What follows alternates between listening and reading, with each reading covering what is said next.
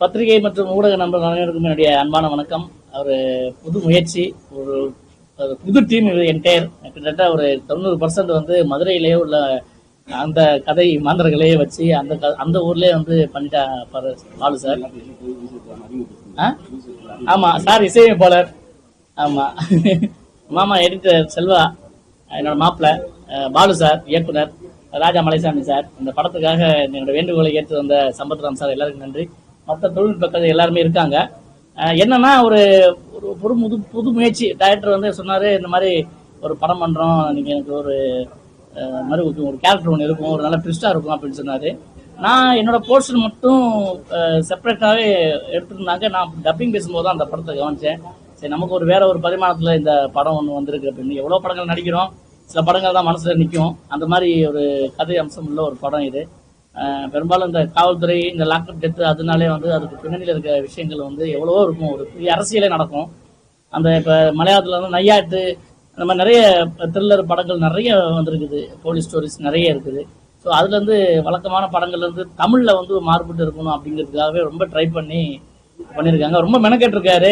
அவருக்கு முதல் குழந்தை தவழ்ந்து இருக்குது. ஸோ அதனால வந்து பத்திரிகையாளர் நீங்க தான் அதை நல்லபடியாக வந்து பொதுமக்களுக்கு எடுத்து கொண்டு போய் சேர்த்து இதை வெற்றி படமாகணும். உங்க எல்லாருமே வந்து எங்க படக்குழு சாராக கேட்டுக்கிறோம். நன்றி. இதுல இருந்து ஒரு ஃபர்ஸ்ட் படம் வந்திருக்கு. எங்களுக்கு கொஞ்சம் நல்லா சப்போர்ட் பண்ணுங்க, கண்டென்ட்டை பாருங்க. Okay sir, on the table ப்ரொடக்ஷன்ஸ்ல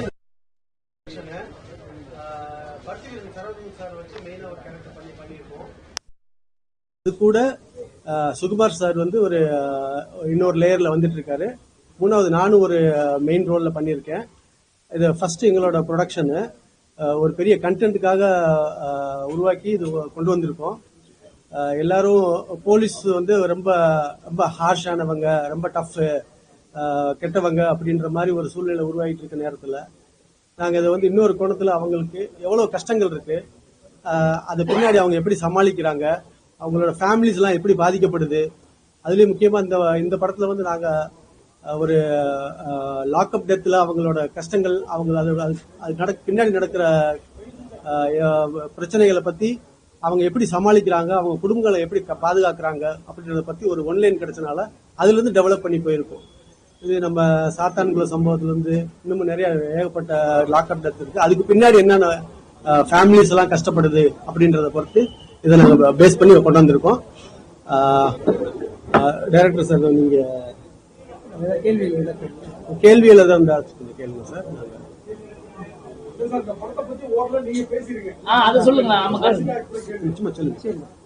first ப்ரொடியூசரை meet பண்ணும்போது நான் வந்து வேற ஒரு கதையை தான் நான் சொல்லியிருந்தேன். ஹாரர் கதை பண்ணிடலாம். பட் சார் தான் ஆசைப்பட்டாரு, மக்களுக்கு ஒரு நல்ல கருத்தை சொல்ற மாதிரி, ஒரு சமுதாயத்துக்கு தேவையான ஒரு கருத்தை சொல்ற மாதிரி கதை வேணும் அப்படின்னு கேட்டாரு. அப்போ அதுக்கப்புறம் தான் அந்த போலீஸை வச்சு இந்த கதையை நாங்கள் உருவாக்கணும். வழக்கமான ஒரு போலீஸ் கதையா இல்லாமல் ஒரு வித்தியாசமான இருக்கணும் அப்படின்னு சொல்லிட்டு தான் போலீஸ் சந்திக்கிற பிரச்சனைகள் அதை மையப்படுத்தி அதுக்கப்புறம் அவங்க குடும்பத்துக்கு என்ன மாதிரியான பிரச்சனைகள் வருது, அதை எப்படி சமாளிக்கிறாங்க அப்படின்ற கதையத்தை உருவாக்கி நான் சொன்னேன். அவருக்கு ரொம்ப பிடிச்சிருந்தது. அதை உடனடியாக ஆரம்பிச்சு நீங்க தான் கேட்கணும். இது வந்து ஒரு மலையாள படத்துக்கு ஈக்குவலா பண்ணணும்ன்றது எங்களோட ஆசை. அதை வந்து நாங்கள் அந்த ஸ்க்ரீன் பிளே, அந்த மேக்கிங்கில் ஓரளவுக்கு கொண்டு வந்திருக்கோம். கண்டென்ட் வைஸ் நீங்கள் மலையாள படத்தில் எது அதை நாங்கள் ஏமாற்ற மாட்டோம். அதை நீங்கள் வந்து தியேட்டரில் வந்து பாருங்கள். நீங்க பார்த்தீங்கன்னா 2 நாள் முன்னாடி வந்து கஸ்டடி போலீஸ் இறந்துட்டாங்க. இந்த நேரத்தில் இந்த படம் ரிலீஸ் பண்ணும்போது ஏதாவது பிரச்சனைகள் வரும். ஏன்னா வந்து எல்லாருமே வந்து போலீஸ்க்கு அகேன்ஸ்டா தான் இருக்காங்க. நீங்க போலீஸ்க்கு சப்போர்ட்டா வந்து பண்றீங்க. யாருக்கு அதிகமா பாதிக்கப்படுதுன்னா பாதிக்கப்பட்ட மக்கள் மட்டும் தான் பாதிக்கப்படுறாங்க. போலீஸ் என்கவுண்டர் பண்ணிடுறாங்க. நீங்க இது மாதிரி ஒரு படம் எடுக்கும்போது மக்கள் ஏற்றுப்பாங்க சார். 2 பக்கமும் பார்க்கணும்ல, காவல்துறை பக்கமும் பார்க்கணும். முழு தப்பும் காவல்துறை பக்கம் இருக்குன்னு சொல்ல முடியாது. அது மாதிரியான சம்பவங்களும் நடக்குது. பட் அஜித்குமார் செத்தாங்க, அவங்க ஃபேமிலி தான் பாதிக்கப்பட்டாங்க. போலீஸ் ஃபேமிலி வந்து வெறும் கேஸ் போட்டு ஒரு ஜெயில இருக்காங்க. சரிங்களா, அது எப்படி வந்து நம்ம வந்து ஏத்துக்கப்படும்? ஏன்னா வந்து எல்லா தப்புமே வந்து பப்ளிக் மட்டும் பண்றது கிடையாது, போலீஸும் பண்றாங்க. ஆமா ஆமா, போலீஸ் தரப்புலயும் தப்பு நிறைய இருக்கு. அதே மாதிரி போலீஸ் பக்கமும் நிறைய நியாயங்களும் இருக்கு. அவங்களுக்கு கொடுக்கக்கூடிய அழுத்தங்கள் நிறைய இருக்கு. அவங்களுக்கு மேல்மட்டத்தில் இருக்க அதிகாரிகள் மூலமா வரக்கூடிய அழுத்தங்கள் நிறைய இருக்கு. அதே மாதிரி பொதுமக்களை ஹேண்டில் பண்றதுன்னு ஒரு விஷயம் இருக்கு இல்லையா, அது ஒரு பெரிய கூட்டம். காவல்துறை வந்து அவ்வளோ பெரிய குற்றத்தை கண்ட்ரோல் பண்ணணும். நிறைய தவறுகள் குற்ற சம்பவங்கள்லாம் நடக்குது. இப்போ அதை எல்லாத்தையும் ஒரே மாதிரி அவங்க ஹேண்டில் பண்ணவும் முடியாது. சில சமயங்களில் இது மாதிரியான தவறுகள் நடக்கத்தான் செய்யும். அது ரெண்டு பக்கமும் சரி இருக்கு, தப்பு இருக்கு. கருணாநிதி வந்து எப்படி ஹேண்டில் பண்ணீங்க? ஏன்னா அவர் ஹேண்டில் வந்து கொஞ்சம் கஷ்டமான விஷயம். ஆமா சார். ஒரு ரப்பன் தப்பா இருப்பாரு. எப்படி வந்து அவர் ஏற்கனவே வந்து நல்ல கேரக்டர் பண்ணுவாரு. ஆமா. இதுல வந்து வில்லன் கேரக்டர் கொடுத்துருக்கீங்க. நான் ரொம்ப பயந்தேன். பருத்திவரன் சரவண சாரை சொல்லும்போது ரொம்ப பயந்தேன். ஏன்னா ப்ரொடியூசர் சார் தான் பேசுகிறேன், அவருக்கு ஃப்ரெண்டு அவர். ஆனால் ஸ்பாட்டில் வந்தவொடனே அவர் கொடுத்த ஒத்துழைப்பு மறக்கவே முடியாது. அந்த அளவுக்கு ஒத்துழைப்பு கொடுத்தாரு. நான் என்ன சொல்கிறேனோ அதை அப்படியே அவர் பண்ணார். தகுந்த மாதிரி நம்ம சொல்கிறத கரெக்டாக செஞ்சு கொடுத்தாரு. எந்த இடத்துலையுமே அவர் நமக்கு டார்ச்சர் எதுவுமே பண்ணார். கொடுத்த உணவை சாப்பிட்டுக்கிட்டாரு. இடம் எந்த மாதிரி இருந்தாலும் அட்ஜஸ்ட் பண்ணி அவரை ஓரமாக உட்காந்துக்கிட்டாரு. கேர உணவு அந்த மாதிரி எதுவுமே கேட்கல. ஆனால் நல்ல ஒத்துழைப்பு. இல்லை சார், போலீஸ்னா பிடிக்கும். எனக்கும் போலீஸ்னா பிடிக்கும். சின்ன வயசுல எல்லாருக்குமே பிடிக்கும் போலீஸ்னா. சரி, அவங்க பக்கம் இருக்கக்கூடிய நியாயங்கள்லாம் என்ன? ஒரு சில நியாயங்கள் மட்டுமே வந்து நீங்க வச்சு படம் பண்றீங்க. ஆமா, பல நியாயங்கள் மக்கள் பக்கமும் இருக்குல்ல. ஆமா சார். ஆமா ஆமா. இப்ப வந்து போலி என்கவுண்டர் நடக்குது. ஆமா, அதை வச்சுல ஏதாவது ஒரு சின்ன காட்டியிருக்கலாமே. காட்டியிருக்கலாம். இந்த கதை அதை நோக்கி போல. அடுத்தடுத்த படங்கள்ல கூட நான் அது மாதிரி பிளான் பண்றீங்க. ஆமா, அடுத்த படங்கள் அந்த பக்கம் இருக்கிற தவறுகளையும் நம்ம சுட்டி காட்டுற மாதிரி இருக்கலாம். இந்த படத்துல மறப்போம் மன்னிப்போம் போலீஸ் சொல்றாரு. அது போலீஸ் வந்து கோர்ட்டு கொண்டு போகும். ஆமா சார். அப்படியே மன்னிச்சு எப்படி விடுங்க? இது அவருக்கு நடந்த ஒரு பர்சனல் இன்சிடென்ட்ல தான் இவ்வளவு தூரம் கொண்டு போய் விடுங்க. அது அப்பவே அதை சரி பண்ணிருக்கலாம். ஆமா சார். ஆமா இல்ல, அதுதான் சொல்றேன். போலீஸ் வந்து இப்படி வந்து ஒரு ரோட்ல போட்டு போவாமா? போலீஸ் வந்து கோர்ட்ல ஒப்படைக்கணும். ஆமா சார். ஆமா, கான்செப்ட் எங்க மிரட்டல் இருக்கு. இல்ல அந்த இடத்துல அவங்க ஒரு பெரிய போலீஸா இல்ல சார், அந்த இடத்துல தப்பிக்கணும்ன்ற மனநிலை அவங்களுக்கு எப்படியாவது தப்பிச்சிடணுன்றதுனால அப்படி ஒரு தவறு அவங்க செஞ்சிடறாங்க. ஆனா அதுக்கு முன்னாடி ஆமா அது தவறு தான் சார். அதுக்கு முன்னாடி அவர் பிளாஷ்பேக்ல சொல்லியிருப்போம். அவர் சில சம்பவங்கள்லாம் நடந்திருக்கும். சின்ன சம்பவங்கள் அதெல்லாம் அப்பவே அவங்க தவிர்த்திருக்கலாம் போலீஸா இருக்கும்போது. அது அவரு சொந்த லைஃப்ல நடக்கிற மாதிரி அந்த மாதிரி விஷயங்கள்லாம் அது பொது இதுக்கு எடுத்து வர முடியாது. அது அப்பவே தவிர்த்திருக்கலாம். அதைத்தான் கிளைமேக்ஸ்ல சொல்லியிருக்கோம்.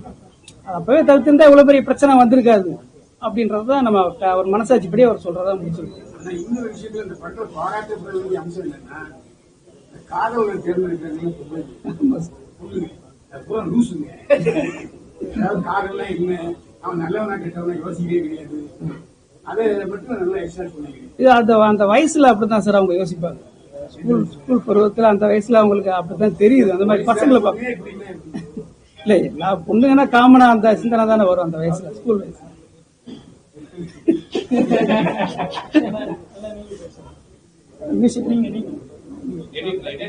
வாங்க மியூசிக்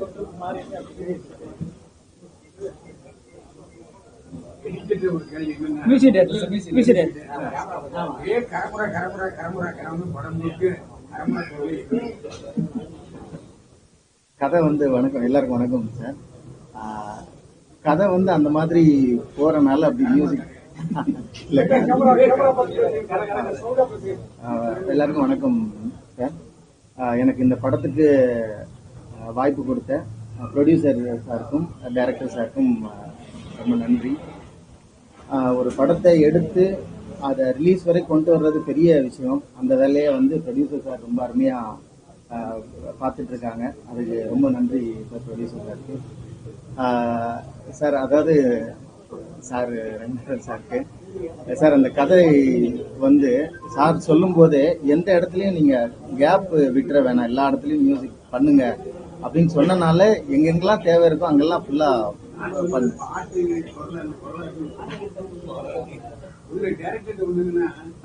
ஹோட்டல்காரர் காரில் அதை எம்பளத்தை மறைச்சிக்கணும்ல, அவர் போலீஸ்ல அதை கவனிக்க முதல் படம் அதனாலதான். ஆமா, அது பட்ஜெட் படத்துல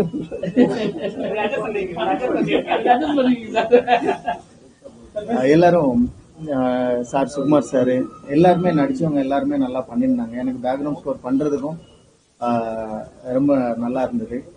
எடிட்டர் சாருக்கும் ரொம்ப நன்றி. அவரும் நல்லா அவரோட வேலையை நல்லா பண்ணியிருந்தாங்க.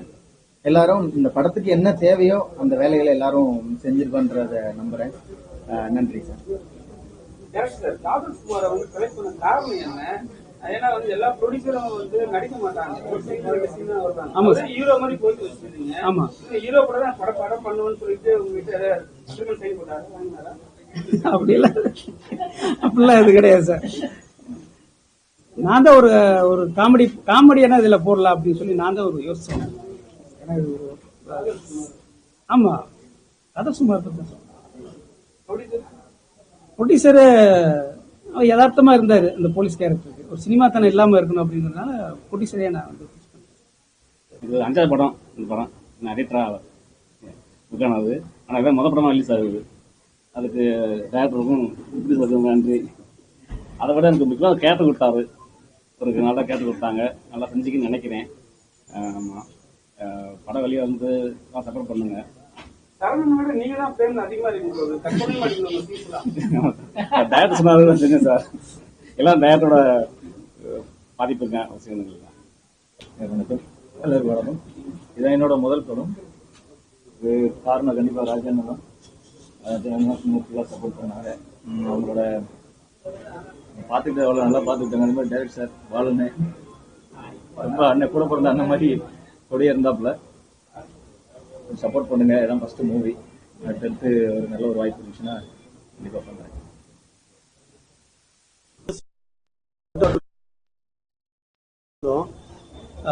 கடைசியில் ரெஜிஸ்ட்ரேஷன் பண்றதுக்கு ஒரு 5 செகண்டுக்கு முன்னாடி ஒரு ஸ்பார்க் வந்தது தான் இந்த டைட்டில். நான் அந்த ப்ரொடியூசர் கவுன்சில் ஆஃபீஸில் உட்காந்து பார்க்குறப்ப விஜயகாந்த் சாரோட பெரிய ஃபோட்டோ, ஒரு ஸ்மைலிங் ஃபேஸ் இருந்தது. அப்படி மேலே பார்த்து சிரிச்சிட்டு இருந்தாரு. அதை பார்த்த உடனே எனக்கு வந்து இந்த கேப்டன் பிரபாகரன் ஞாபகம் வந்துச்சு. அப்புறம் நம்ம படத்தில் ஃபுல்லாக போலீஸ் அதை பற்றி டீல் பண்ணுறதுனால அவங்களோட ஃபேமிலிஸை நம்ம இன்வால்வ் பண்ணி படம் எடுத்திருக்கனால போலீஸ் ஃபேமிலின்னு எனக்கு டக்குன்னு ஸ்ட்ரைக் ஆச்சு. அந்த செகண்ட்ல ஸ்பார்க் ஆனது தான் அந்த டைட்டில். வந்து ஒரு மலையாள படத்துக்கு உள்ள சஸ்பென்ஸ் த்ரில்லருக்கான எல்லா கண்டென்ட்டையும் நாங்கள் இதில் இன்புட்டா கொடுத்துருக்கோம். மக்கள்கிட்ட கொண்டு போய் நீங்க நல்லபடியா சேர்க்கணும். அனைவருக்கும் வணக்கம். இந்த படத்துல நான் நடிக்கலனாலும் நம்ம காதல் சுகுமாரோட அழைப்பு ஏற்று இங்க வந்து படம் பார்க்க வந்தேன். உண்மையிலே டைரக்டருக்கு என்னோட மனமார்ந்த வாழ்த்துக்கள். ஏன்னா நல்ல ஒரு கண்டென்ட், நல்ல ஒரு ஸ்கிரீன் பிளே அருமையா பண்ணியிருந்தாரு. வாழ்த்துக்கள் சார். மிகப்பெரிய ஒரு இயக்குனர் லிஸ்ட்ல நீங்களும் வரணும். இதுல காதல் சுகுமார் சார் வந்து வழக்கமா நம்ம காமெடி ரோல்ல எல்லாம் பார்த்திருப்போம். ஃபர்ஸ்ட் டைமா வந்து ஒரு அருமையான ஒரு கேரக்டர்ல, அதுவும் ஒரு நெகட்டிவ் ரோல்ல பண்ணியிருக்காரு. முக்கியமா கிளைமேக்ஸ் காட்சிகள்லாம் வந்து சுகுமார் சார் வந்து ரொம்ப அற்புதமா பண்ணியிருக்காரு. படத்தோட ஹீரோன்னு சொல்லலாம் நம்ம ப்ரொடியூசரை. அந்த அளவுக்கு வந்து ஒரு முக்கியமான கதாபாத்திரத்தில் நடிச்சிருக்காங்க. இன்னும் இதுக்காக வந்து ஃபைட்லாம் இன்னும் கத்துக்கிட்டு பண்ணியிருந்தாருன்னா இன்னும் சிறப்பாக இருந்திருக்கும் நான் நம்புறேன். பட் அவரோட மேக்ஸிமம் எஃபர்ட்டை போட்டு பண்ணியிருக்காரு. அதுக்கு மனமார்ந்த வாழ்த்துக்கள் சார். இதுல நடிச்சிருக்க ஒவ்வொரு ஆர்டிஸ்டுமே வந்து முக்கியமா நம்ம சித்தப்பு சரவணன் சார் வந்து ரொம்ப நல்லா பண்ணியிருக்காரு. அது கூட நடிச்ச எல்லா நடிகர்களுமே நான் ஒரு 20 வருஷத்துக்கு முன்னாடி என்னைய பார்த்த மாதிரியே இருந்தது. எல்லாருமே நல்லா பண்ணியிருந்தாங்க. ஃபர்ஸ்ட் படம் மாதிரி தெரியாம எல்லாருமே அவங்க கதாபாத்திரத்தை முடிஞ்ச அளவுக்கு நல்லா பெஸ்டா பண்ணியிருக்காங்க. இது எல்லாத்தோட மகுடம் சுற்றுலா போல இந்த படத்தோட மியூசிக் உண்மையிலேயே ரொம்ப அற்புதமா இருந்தது. அந்த மியூசிக் தான் நம்மளை வந்து உட்கார வைக்குது. ஒவ்வொரு காட்சியுமே வந்து அந்த காட்சியை விட அவருடைய ஆர்ஆர் வந்து ரொம்ப எனக்கு பிடிச்சிருந்தது. அந்த அளவுக்கு வந்து ரொம்ப இன்ட்ரெஸ்டிங்கா உட்காந்து பார்க்க வச்சிருக்குன்னு சொல்லணும் அதோட மியூசிக். வாழ்த்துக்கள் சார், உண்மையிலே ரொம்ப சிறப்பு. இந்த படத்தோட பாடல்கள் மியூசிக் சொன்னோடனே பாட்டும் ரொம்ப அற்புதம். மொத்தத்துல இது மாதிரி ஒரு படங்கள் இருக்கிறதுனால தான் நிறைய கலைஞர்களுக்கு வேலை கிடைக்குது. இந்த மாதிரி படங்கள் ஓடினா தான் அடுத்தடுத்து நிறைய ப்ரொடியூசர்ஸ் வந்து படம் எடுப்பாங்க. இந்த படம் ஓட வைக்க வேண்டியது உங்களுக்கு எல்லாம் இருக்கு. எல்லாரும் சேர்ந்து இந்த படத்தை ஒரு வெற்றி படமாக்கணும்னு நான் வேண்டி கேட்கிறேன். தமிழ் சினிமாவுக்கு போன மாதிரி ஒரு குடும்பம் இருக்கு, அது எப்படி பாக்குறீங்க? இப்ப தமிழ் சினிமா எப்படி இருக்கு? நான் தமிழ் சினிமால தான் சார் இருக்கேன். நடிக்க ஆரம்பிச்சிட்டீங்க. மற்ற ஸ்டேட்லயும் நடிச்சிட்டு இருக்கேன். அதுதான், அதனால நான் வந்து தமிழ் சினிமா வச்சுட்டு போயிட்டேன்றது அர்த்தம் இல்லை. தமிழ்ல தான் இப்போ அதிகமா படமும் பண்ணிட்டு இருக்கேன். மற்ற லாங்குவேஜ்ல வந்து தமிழ் மட்டும் இல்லாம மலையாளத்துல ஒரு படம் பண்ணியிருக்கேன். இப்போ ஒரு படம் ரிலீஸ் ஆகும் போது இன்னொரு படத்துல நடிச்சிட்டு இருக்கேன். கன்னடத்திலயும் ஒரு படம் ஷூட்டிங் போயிட்டு இன்னொரு படம் பூஜை போட்டு ஆரம்பிக்க போறாங்க. தெலுங்குலயும் ஒரு படம் வந்து மெயின் எல்லாம் பண்ணிட்டு இருக்கேன். ஸோ இப்படி அதர் லாங்குவேஜ் பண்ணாலும் தமிழ்ல வந்து நம்ம சமுத்திரகனி சாரோட டைரக்ஷன்ல ஸ்கூல் பஸ் அப்படிங்கிற படத்துல ஒரு முக்கிய கதாபாத்திரம் நடிச்சிருக்கேன். அதே மாதிரி நீலம் புரொடக்ஷன்ஸ்ல வெக்கை அப்படிங்கிற திரைப்படத்துல ஒரு முக்கிய கதாபாத்திரம் ஒரு பொலிட்டீஷியனா பண்ணியிருக்கேன். ஸோ அடுத்தடுத்து படங்கள் ரிலீஸ் ஆக போகுது. மேபி இந்த கொஞ்சம் கேப் விட்டதுனால நான் பண்ணலன்னு நினைச்சுக்காதீங்க. நிறைய படம் வந்து தமிழ்ல கிட்டத்தட்ட ஒரு 10 படம் கிட்ட பண்ணி நடிச்சு ரிலீஸுக்கு ரெடியா இருக்கு. ஒன் பை ஒன்னா ரிலீஸ் ஆகும். இப்போ 2 படம் வந்து பண்ணிட்டு இருக்கேன். பொட்டன்ஷியல் ஸ்டுடியோஸ்ல கல்யாணி பிரியதர்ஷன் அவங்க ஹீரோயினா பண்ற படத்துல நான் ஒரு முக்கிய கதாபாத்திரத்தை நடிச்சிட்டு இருக்கேன். அது மட்டும் இல்லாம இன்னொரு புதுமுகம் நடிக்கிற படத்துல மெயின் வில்ல நடிச்சிட்டு இருக்கேன். ஸோ தமிழ்ல தான் இருக்கேன். தமிழ் மட்டும் இல்லாம அடுத்த லாங்குவேஜ்லயும் ஒரு படம் பண்ணிட்டு இருக்கேன். அவ்வளவுதான். தமிழ் சினிமால 2 விதமா பிரிக்கிறாங்க. பெரிய படம் சின்ன படம். சின்ன படங்கள் தான் ஒரு பெரிய படங்கள் எவ்வளவு பெரிய ஆர்டிஸ்ட் இருந்தா நடிச்சாலும் ஓடுறது கிடையாது, ரிலீஸ் பண்ண முடிய மாட்டேங்குது. அதை பத்தி உங்களுக்கு பெரிய படம் வந்து பல பாலிடிக்ஸ்னால ரிலீஸ் ஆவதில்லை, இல்லாட்டி பல சந்தர்ப்ப சூழ்நிலைகளால ரிலீஸ் ஆவதில்லை நான் நினைக்கிறேன். பட் எல்லா ஃபீல்டுலயுமே ஒரு சின்ன சர்க்கிள் இருக்கா போல தமிழ்லயும் வந்து ஒரு சின்ன ஒரு கேப் இருக்குன்னு நான் நினைக்கிறேன். மற்ற படங்கள் மற்ற லாங்குவேஜ் படங்கள் வந்து எடுத்து அது இப்போ ரிலீஸ் ஆகி மிகப்பெரிய வெற்றி படங்கள் ஆயிட்டதுனால இந்த கேள்வி உங்க மனசுல எழுந்திருக்கும். தமிழையும் ஒரு கேப் விட்டு மறுபடியும் ஒரு வெற்றி இடத்தை பிடிக்கும் நான் நம்புறேன். அதே மாதிரி சின்ன படங்கள் வந்து 90% படங்கள் வந்து சின்ன படங்கள், புதுமுகங்கள் நடிக்கிற படங்கள் இப்படி வந்துதான் நம்ம தமிழ் சினிமாவை இன்னும் தக்க வச்சதுக்கு காப்பாத்திட்டு நான் நம்புறேன். நீங்க தமிழ் சினிமான்றீங்க, ஆனா டைரக்டர் ப்ரொடியூசர் வந்து மலையாள சினிமா பத்தி தான் பேசுறாங்க. மலையாள சினிமா அப்படி இருந்தது, அதனால அப்படி பண்றோம். நம்ம சினிமா கூட அதான் சொன்னாரு. அது எப்படி பாக்குறீங்க? இல்ல மலையாளத்துல வந்து நல்ல நல்ல கதைகள் வந்து இருக்கு நான் ஏன்னா இல்ல கண்டென்ட் ஓரியன்டா அங்க வந்து நிறைய வச்சிருக்காங்க. மலையாளத்துல வந்து ஒரு குழுவா கதைக்கு தனியா ஒரு டிபார்ட்மெண்ட் வச்சு கதாசிரியரும் தனியா ஒருத்தர் வச்சு நிறைய படங்களை வந்து நிறைய கதைகளை வந்து உருவாக்கிட்டு இருக்காங்க. இங்க வந்து கதை, திரைக்கதை, வசனம், இயக்கம் எல்லாமே ஒரு இயக்குனர் பண்றதுனால அங்க விட இங்க வந்து கதைக்கு கொஞ்சம் பஞ்சமா இருக்குன்னு நான் நினைக்கிறேன். ஏன்னா அங்க வந்து கதாசிரியர்கள் அதிகம், அவங்களுக்கு வந்து டைரக்டரோட நிறைய ஒரு முக்கியத்துவம் தராங்க. ஸோ அதனால அங்க வந்து நல்ல கதை அம்சம் உள்ள திரைப்படங்கள் வருதுன்னு நான் நினைக்கிறேன். இங்கேயும் அதே மாதிரி நிறைய டிஸ்கஸ் பண்ணி நிறைய படங்கள் வந்து நிறைய இயக்குநர்கள் வந்து பண்ணுவாங்க. அடுத்தடுத்து வந்து நிச்சயமா வெற்றி படங்கள்ல கொடுப்பாங்க நினைக்கிறேன். முன்னாடி வந்து ஒரு கிசுகிசுல மாட்டுவீங்க, அது ஒரு பெருசா பேச முடியாதது. அதுல தொடர்ந்து நீங்க வந்து சினிமால நடிக்காம பெரிய ஃபங்க்ஷன் உங்களை பார்க்க ஆரம்பிச்சோம். என்ன காரணம்? இப்ப காதல்னாவே வந்து பிரச்சனையாயிடுது. காதல்னாலே பிரச்சனை தானே, அதெல்லாம் பார்த்து தானே வரணும். ஏங்க சினிமா வாழ்க்கையில ஒரு விஷயம் இருக்கு. எப்படிதான் வந்து நேர்மையா வாழ நினைச்சாலும் கெட்ட பேர் வாங்காம இங்க நல்ல பேர் வாங்க முடியாது. சரி, நடந்த விஷயங்கள் எல்லாமே வந்து எல்லாருக்கும் சினிமா வாழ்க்கையில எல்லாம் இயல்பு தான். பட் அதை கடந்து அதுக்கு அடுத்த நிலைக்கு வந்துடணும். அப்படிக்காகத்தான் நான் வந்து அடுத்தடுத்த நிறைய முயற்சிகள் செய்து இந்த மாதிரி நல்ல ஒரு இயக்குனரோட படத்துல, அதுவும் போலீஸ் ஃபேமிலி, இந்த ஃபேமிலியில நானும் ஒரு அங்கமா இருக்கிறதுக்கு ராஜா மலைசாமி சார் தயாரிப்பாளருக்கு என்னுடைய நன்றியை தெரிவிச்சுக்கிறேன். ஏன்னா ரொம்ப நாள் கழிச்சு எனக்கு வந்து ஒரு நிறைவா படம் பார்க்கும்போது இந்த படத்தை வந்து என்னோட மனைவி மீனாவும் உட்காந்து பார்த்தாங்க. ரொம்ப நாள் கழிச்சு ஒரு நல்ல படம் பண்ணிருக்கீங்க அப்படின்னு சொன்னாங்க. நம்ம பண்றது இல்லாம நல்ல படமா தான் நினைச்சு பண்றோம். பட் அது அவுட்புட்டா வரும்போது தான் நமக்கு வந்து தெரியும். ஸோ இந்த படம் எப்படி இருந்தாலும் ஒரு முதல் முயற்சியா ஒரு இந்த படக்குழு வந்து ரொம்ப ட்ரை பண்ணியிருக்காங்க. அதுக்காக பத்திரிகைக்காரங்க எல்லாருமே இந்த படத்துக்கு சப்போர்ட் பண்ணணும். ஏன்னா இந்த படத்தை வந்து கொண்டு போய் சேர்க்கறது உங்க கையில தான் இருக்குது. நீங்க எழுதுற சின்ன சின்ன விஷயங்கள் கூட ஏதாவது அவங்களுக்கு வந்து பெரிய உந்துதலை கொடுத்துரும், போய் பார்க்கலாமே இந்த படத்தை அப்படின்னு சொல்லி. ஸோ அதனால இந்த படக்குழு சார்பாக எல்லாருமே தியேட்டருக்கு வந்து இந்த படத்தை வெற்றி படமாகணும்னு அன்போட கேட்டுக்கிறேன்.